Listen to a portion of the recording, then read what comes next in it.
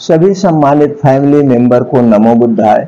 पूजनीय भगवान महात्मा बुद्ध को नमन करते हुए उनके सम्मान में कमेंट सेक्शन में लिख दीजिए मित्रों नमो बुद्धाय। चलिए जानते हैं कुछ उनके अनमोल विचारों को और उसके बाद जानते हैं अपने शरीर को स्वस्थ व निरोग कैसे रखें। दोस्तों आज का जो अनमोल विचार है वो है भाग्य का चक्र। उसके बाद जानते हैं स्वास्थ्य से संबंधित महत्वपूर्ण जानकारी।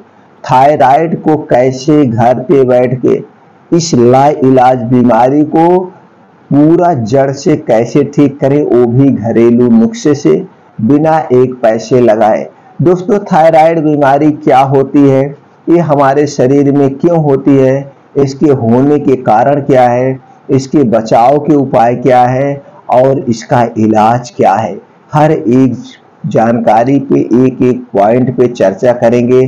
अब दोस्तों इसलिए सभी मित्रों से निवेदन है कि 10 मिनट का समय निकालें, वीडियो को पूरा देखें, जानकारी अपनाएं और ये जानकारी लोगों तक शेयर करें, वो भी घर पे रहकर स्वस्थ और निरोग रहे, अपनी सारी बीमारी को स्वतः ठीक करें। तो दोस्तों चलिए सुनते हैं पहले भगवान महात्मा बुद्ध का उपदेश, भाग्य का चक्र।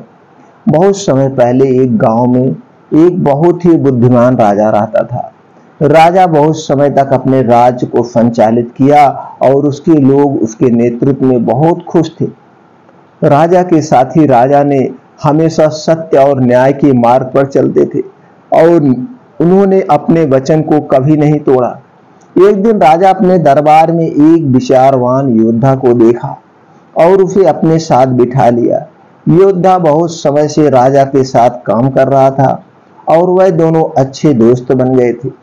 राजा ने योद्धा से कहा, मेरे दोस्त, मैं तुम्हें अपने राज्य का एक हिस्सा बना दूंगा, एक हिस्सा दे दूंगा।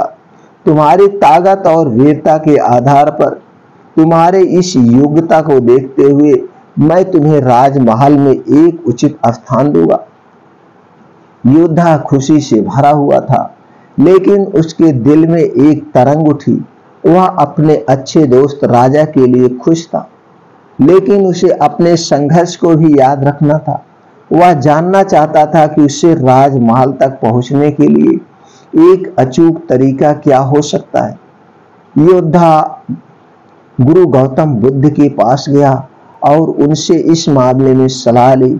बुद्ध ने उसे एक कहानी से समझाया। एक समय की बात है, बुद्ध ने कहा, एक गांव में एक अच्छा खिलाड़ी रहता था। वह हमेशा खेल में विजयी होता था।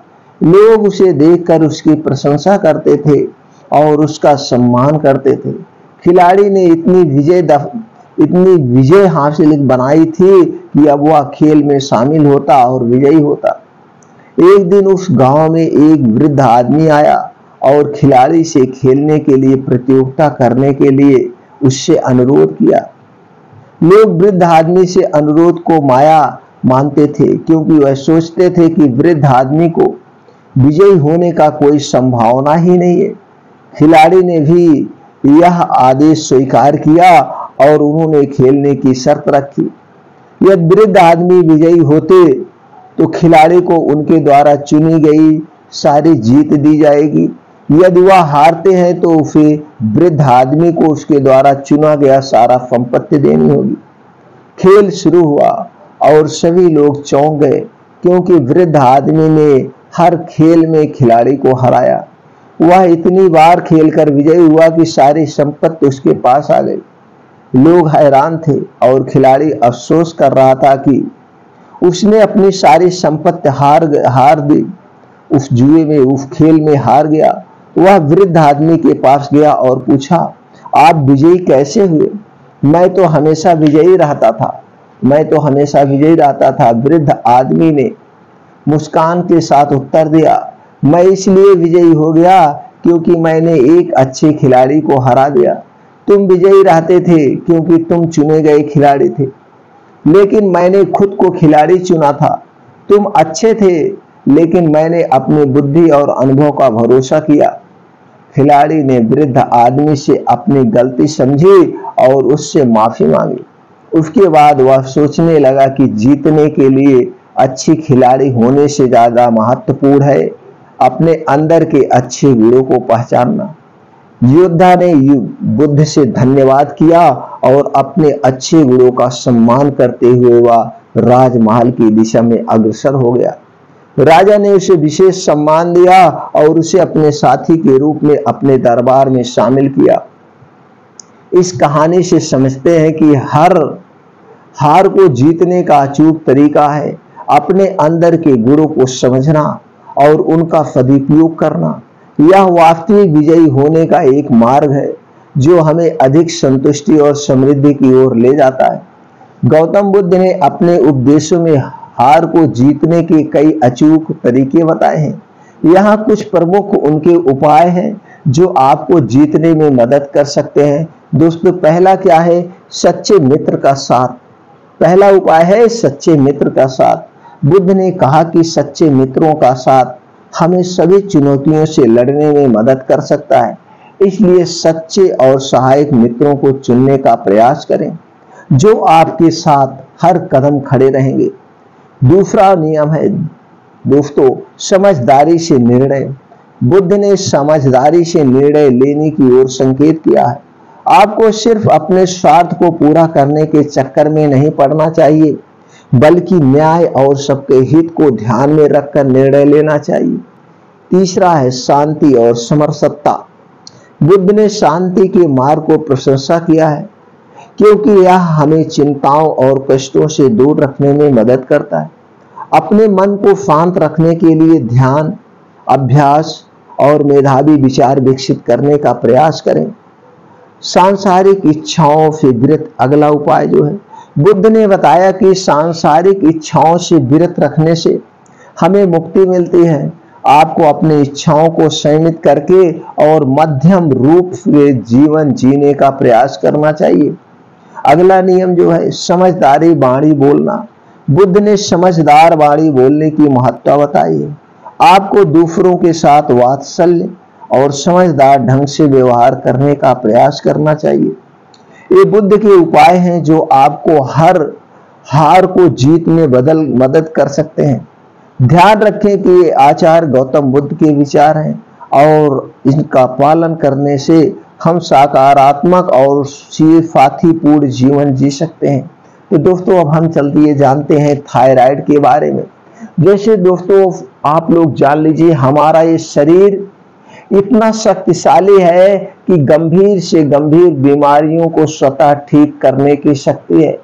बस हमें अपने अंदर की शक्तियों को समझने की जरूरत है, प्राकृतिक नियमों का पालन करने की जरूरत है, खाना खाने के नियमों का, पानी पीने के नियमों का और डेली अपने जीवन में योगा, प्राणायाम, मेडिटेशन शामिल करने की जरूरत है और चिंता मुक्त जीवन जीने की आवश्यकता है। चिंता चिता के समान है दोस्तों। चिंता करने से किसी भी समस्या का समाधान नहीं होता है, बल्कि और समस्याएं उत्पन्न होती हैं। हमारा शरीर 3 दोषों से बना है, वात दोष, पित्त दोष, कफ दोष। अगर ये 3 दोष हमारे बैलेंस में है तो हमारे शरीर में कोई रोग नहीं होगा। इन 3 दोष को हम बैलेंस कैसे करें? ये 3 दोष क्या है, इसकी वीडियो चैनल पर पड़ी है मित्रों, आप देख सकते हैं और अपने इन तीनों दोषों को मेंटेन रखिए। अगर आप प्राकृतिक नियमों का पालन करते हैं तो आपको दोस्तों 50% बीमारियां नहीं होगी। आपका शरीर जो छोटी मोटी बीमारी होगी स्वतः ठीक कर लेगा। हमारे शरीर के अंदर ऐसे ऐसे हार्मोन्स पाए जाते हैं जिसकी शक्तियां अथाह है। यह हर एक बीमारी को ठीक करने की शक्ति रखता है दोस्तों, हर एक बीमारी को ठीक करने की शक्ति रखता है। अब हम चलिए दोस्तों जानते हैं कि थायराइड क्या है, लेकिन इसको जानने के पहले मित्रों आप जान लीजिए, आप प्रकृति के 4 नियम, खाने पीने, पानी पीने के नियम, योगा, प्राणायाम, मेडिटेशन अपने जीवन में आपने शामिल कर लिया तो 100% थायराइड कोई बीमारी नहीं होगी। अगर अब तक आपने इन नियमों का पालन नहीं कर रहे हैं तो आज से ही इन नियमों का पालन करना शुरू कर दीजिए। ये सारी बीमारियां स्वतः अपने आप बिना दवा के ठीक हो जाएगी।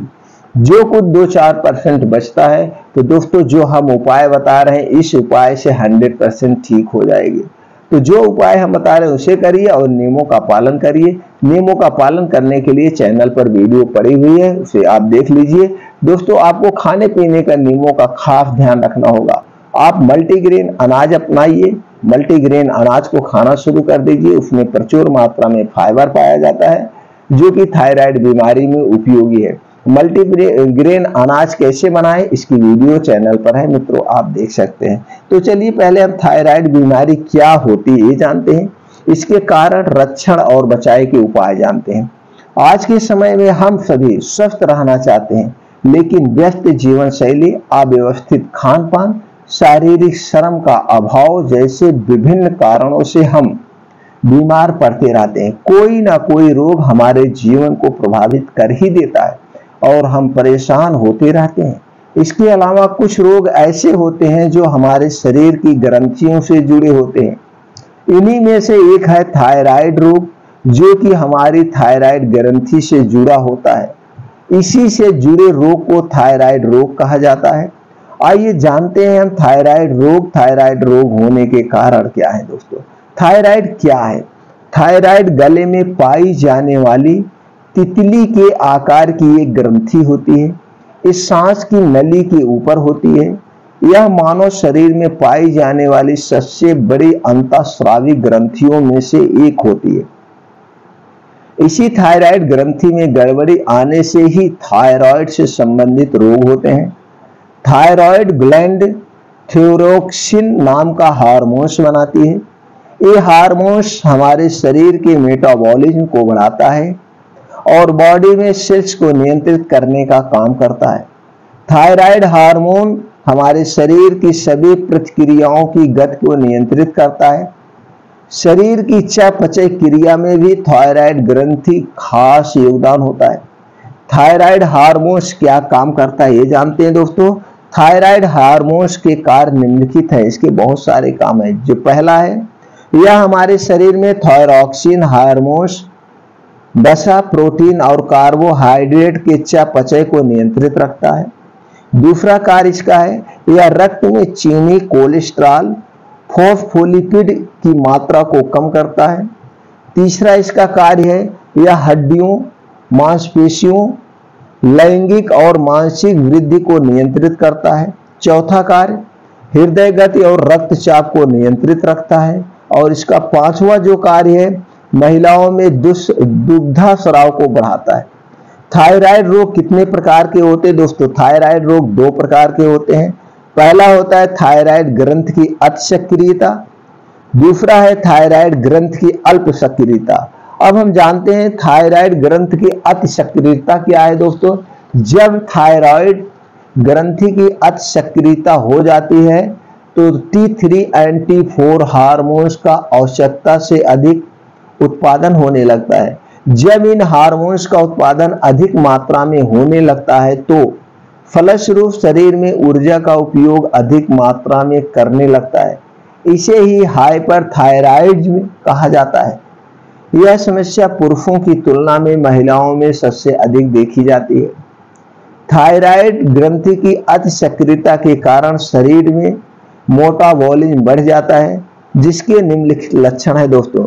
घबराहट, अनिद्रा, चिड़चिड़ापन, हाथों का कांपना, अधिक पसीना आना, दिल की धड़कन बढ़ना, बालों का पतला होना एवं झड़ना, मांसपेशियों में कमजोरी एवं दर्द, अत्यधिक भूख लगना, वजन का घटना, महिलाओं में मासिक धर्म की अनियमितता, ऑस्टियोपोरोसिस में से हड्डियों में कैल्शियम तेजी से खत्म होना आदि। अब हम जानते हैं थायराइड ग्रंथ की अल्प सक्रियता के बारे में। थायराइड की अल्प सक्रियता के कारण हाइपोथायराइडिज्म हो जाता है, जिसके लक्षण निम्नलिखित हैं। धड़कन की धीमी होना, हमेशा थकावट का अनुभव, अवसाद या डिप्रेशन, सर्दी के प्रति अधिक संवेदनशील, वजन का बढ़ना, नाखूनों का पतला होकर टूटना, पसीना नहीं आना या कम आना, त्वचा में सूखापन और खुजली होना, जोड़ों में दर्द और मांसपेशियों में अकड़न, बालों का अधिक झड़ना, कब्ज रहना, आंखों में सूजन, बार बार भूलना, सोचने समझने में असमर्थ, मासिक धर्म में अनियमितता, कोलेस्ट्रॉल का स्तर बढ़ना। थायराइड रोग क्यों होता है, अब हम इसके बारे में जान लेते हैं। दोस्तों, थायराइड होने के एक कारण नहीं है, बहुत सारे कारण हैं, जिनमें से कुछ कारण से आपको हम बता देते हैं। दोस्तों, अव्यवस्थित लाइफ स्टाइल, खाने में आयोडीन कम की या अधिकता, ज्यादा चिंता करना, वंशानुगत, गलत खान पान और देर रात तक जागना, डिप्रेशन की दवाइयों को लेना, डायबिटीज, भोजन में सोया उत्पादों का अधिक इस्तेमाल होना। उपरोक्त के अलावा भी कुछ और दोस्तों जो हमने बताया, इसके अलावा कुछ और भी कारण है, उसे भी जान लेते हैं। जैसे हाशिमोटो रोग, थायराइड ग्रंथि में सूजन, ग्रेव्स रोग, कंठमाल रोग, विटामिन B12 की कमी, ये भी कारण है। अब दोस्तों हम जानते हैं थायराइड से बचाव के क्या उपाय किया जा सकता है। जैसे दोस्तों कुछ उपाय करके हम थायराइड रोग से बच सकते हैं। जैसे हमें रोजाना योग करना है, वर्कआउट व शारीरिक श्रम करना चाहिए डेली कम से कम। उसके बाद हमें करना चाहिए सेब का सेवन जरूर करना चाहिए, रात में हल्दी का दूध पीना चाहिए, धूप में बैठना चाहिए, नारियल तेल से बना हुआ खाना खाएं, पर्याप्त मात्रा में नींद लें, ज्यादा फलों एवं सब्जियों को भोजन में शामिल करें, हरी पत्तेदार सब्जियों का सेवन करें, पोषक तत्वों से भरपूर भोजन करें। थायराइड में क्या नहीं खाना चाहिए ये भी जान लीजिए मित्रों। धूम्रपान, अल्कोहल का सेवन नहीं करना चाहिए, चीनी, चावल, ऑयली फूड का सेवन नहीं करें, मसालेदार खाने से बचें, मैदे से बनी हुई चीजें नहीं खाएं, चाय और कॉफी का सेवन नहीं करें। ये दोस्तों आप जान गए थायराइड रोग क्या है, इसके लक्षण क्या है और इसका होने के कारण क्या है, कैसे हमें बचा रहा जा सकता है। जैसे हमने पहले बताया, अगर आपको थायराइड नियमों से बचना है तो वात पित्त कफ को बैलेंस कर दीजिए, आपको थायराइड रोग नहीं होगा। पहला कारण, पहला उपाय आप करिए। दूसरा दोस्तों, योग, मेडिटेशन, एक्सरसाइज जरूर अपने दिनचर्या में शामिल कर लीजिए। इससे सारी वीडियो आपको पड़ी है, जितने आप ज्ञान बढ़ाएंगे दोस्तों उतने आप हर एक बीमारी से बचे रहेंगे। चलिए दोस्तों अब उपाय के बारे में जान लेते हैं। अगर थायराइड हो गया है तो इसको कैसे हम खत्म करें। दोस्तों सबसे पहले आपकी सुबह से शुरू होगा। आपको सुबह 4 से 5 बजे के बीच उठना ही उठना है। अब जब आप 4 से 5 बजे के बीच उठ जाएंगे, तुरंत आप नींबू और गर्म पानी पीना है। नींबू और गर्म पानी दोस्तों आप पेट भर के पी सकते हैं या 2-3 गिलास जो भी पिए आप पी सकते हैं। नींबू पानी जब भी आप घोरिएगा, मिट्टी के बर्तन या कांच के बर्तन में ही घोरिएगा, क्योंकि ये खट्टा होता है। खट्टा चीज किसी भी बर्तन में मिट्टी और कांच के अलावा अगर घोरते हैं तो दोस्तों उसके कुछ तत्व अपनी तरफ खींच लेगा, जो आपके स्वास्थ्य के लिए हानिकारक है। पहला उपाय हो गया गर्म पानी और नींबू।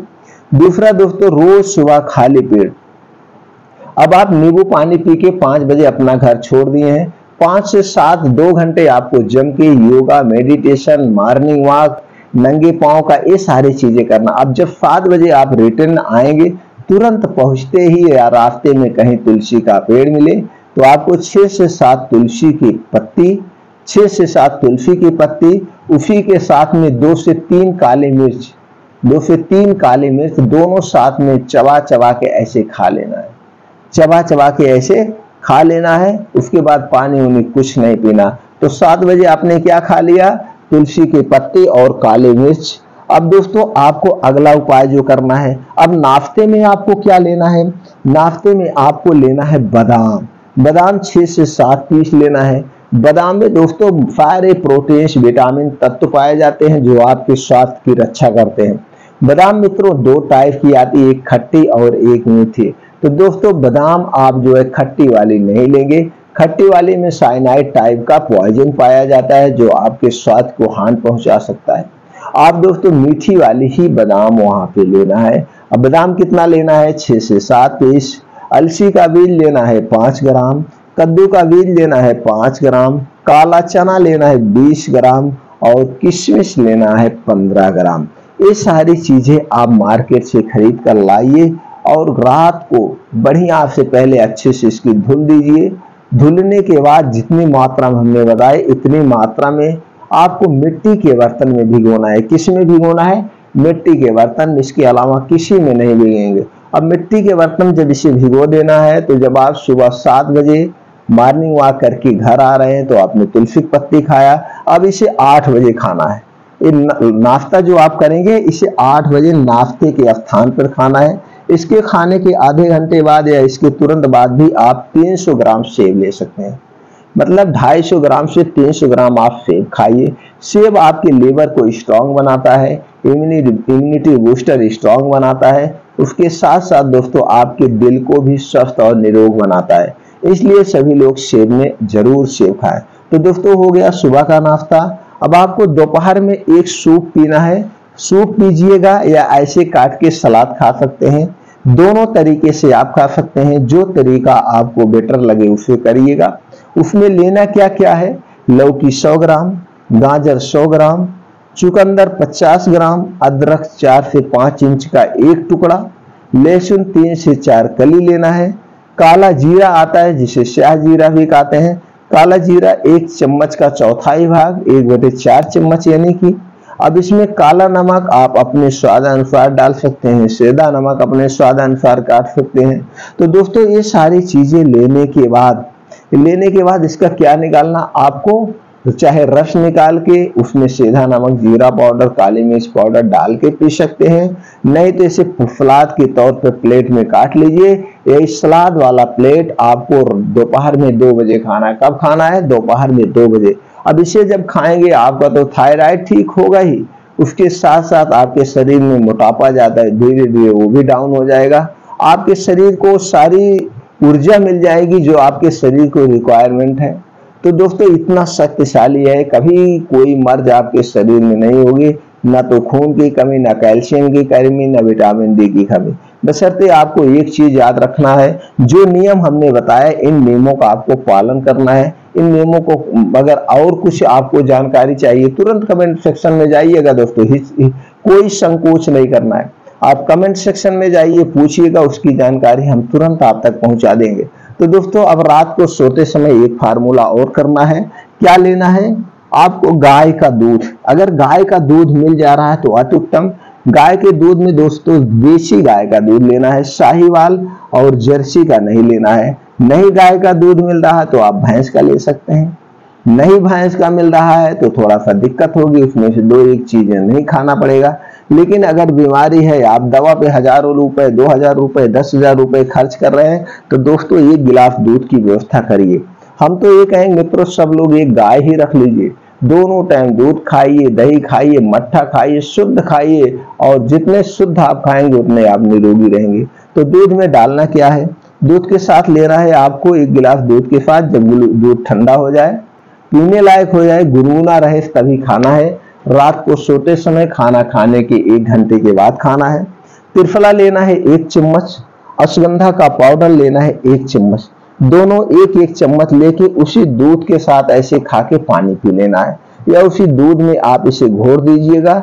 घोरने के बाद इसका पानी ही पी लीजिएगा। अगर ये उपाय करते हैं, सुबह क्या हुआ, बासी में नींबू पानी, उसके बाद नीम की पत्ती हुआ, तो लंच में क्या हुआ, ये बादाम, अलसी, कद्दू और काला चना, किशमिश और सेब, ये हो गया। अब दोपहर में क्या हो गया, लौकी, गाजर, चुकंदर, अदरक, लहसुन, काली धनिया, तो काला जीरा, और दोस्तों क्या है, काला नमक अपने स्वाद अनुसार आप कर लीजिएगा। और रात को सोते समय क्या लेना है, रात को सोते समय गाय का दूध, त्रिफला और रसगंधा, ये उपाय हो गया। इसके साथ एक उपाय जो सबसे ज्यादा जरूरी है, आपको धनिया का रस, धनिया, हरी धनिया दोस्तों मिलती है, हर समय धनी हरिया मिलती है, तो धनी हरिया का जो रस है उसे निकालना है। 2 चम्मच सुबह, 2 चम्मच शाम, 2 चम्मच सुबह, 2 चम्मच शाम, खाना खाने के 1 घंटे के पहले।